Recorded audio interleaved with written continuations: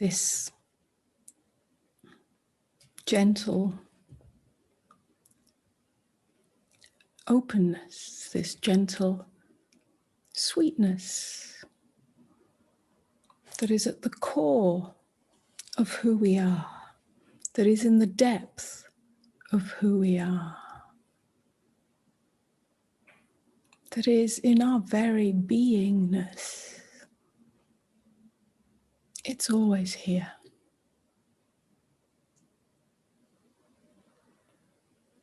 Whatever is happening,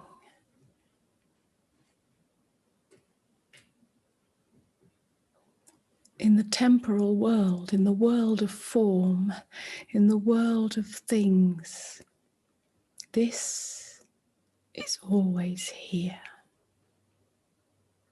We don't have to fix things. We don't have to get things in order, whether those things are the thoughts in our mind. We don't have to get them in some kind of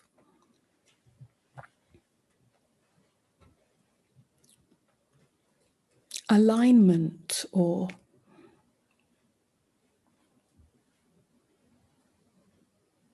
picture of how we'd like them to be.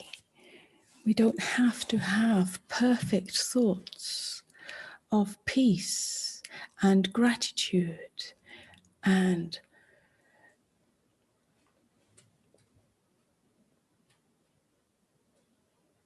happiness or whatever other thoughts we covet. We don't have to get those thoughts lined up in our minds before we can know this essential nectar that is always here. We don't have to get the things in our lives in order, whether it be our relationship or our work or creative expression or our mission.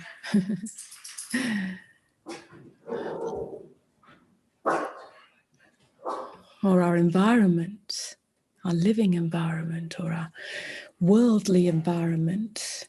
We don't have to get our world in order according to some picture that we covet, that we desire, before we can know or touch or taste the sweetness of this stillness, of this open beingness that is always here.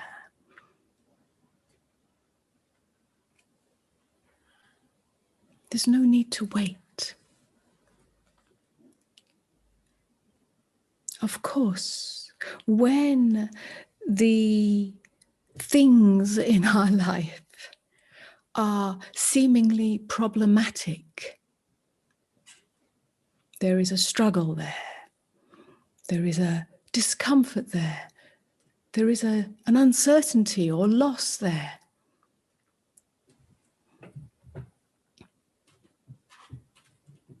Yes, those things fill up the scenery. They take up a lot of the scenery.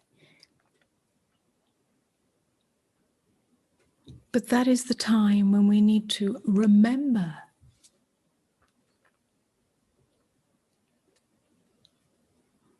either through the reflection with our true self or through the reflection of self to self in truth, to remember that this is always here, this deep, this depth.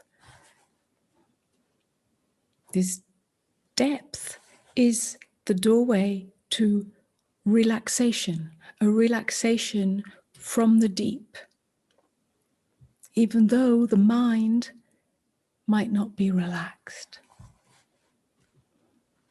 It's a shift in perspective from awareness being completely funneled in or constricted focused on the content of our experience, the things, the thought things, the worldly things, the relationship things, the money things, the body things, and so on and so on, the circumstance things.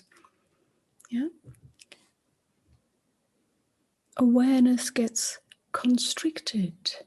And sometimes it has to be in order to focus on a task, something that needs to be done in the world of form. But when it is limited to that, and that limitation creates a panic, creates an anxiety, creates a stress that does not have any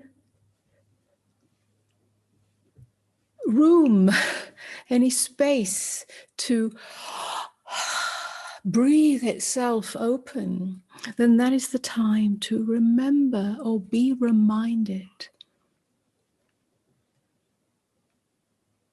Not through the mind telling the mind, but through the true self remembering itself, whether that's through meditation or sitting in stillness, whether that's through satsang and meeting each other in this space, or whether there is something in you, the true self has been revealed enough to be able to show up, to show itself through that storminess, through that choppiness.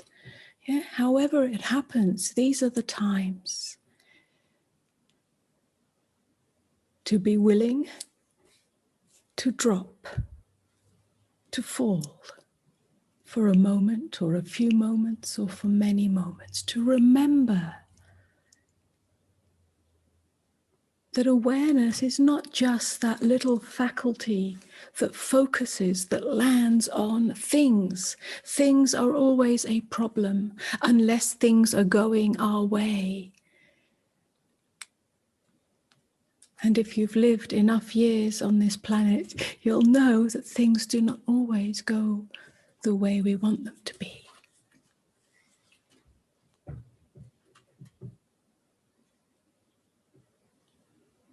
So to remember, to remind ourselves, to be willing to drop from the tight focus of awareness to the remembrance through the falling of this awareness that is just here. Awareness that is not identified by or conditional upon the things. It's simply the fact of awareness. Whilst this sounds to the mind perhaps dry or detached, it is not. Perhaps through the little guided meditation that we just experienced, you get a sense that the being aware of awareness is not a detached space. It is not a dry, cold space. There is a great nourishment here because you're not coming out of yourself into awareness as a state that is cold and detached and rarefied. You're falling into yourself as openness. And that openness is awareness itself. It's not coming out of yourself, it's falling into yourself. And in that falling, you are one with all that is, with the beingness that always is, and with awareness itself. If you like, it's quite a tantric approach, a tantric way of being.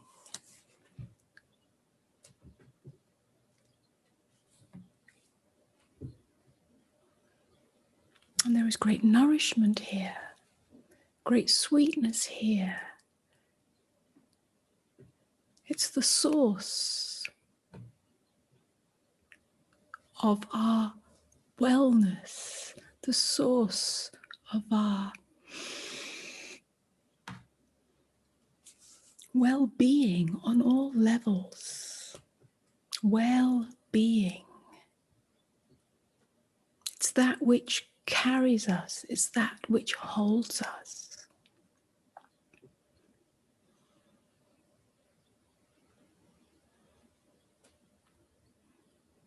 So the issue, if you like, is not how can I achieve this? Because it's not something you have to achieve. It's not outside of you. It's not something you have to work hard to find. Yeah, it's not a trophy that you'll be given once you've worked hard enough on a spiritual level. The question is, am I willing, truly willing to remember this, to fall into this, even in the midst of the most turbulent storm?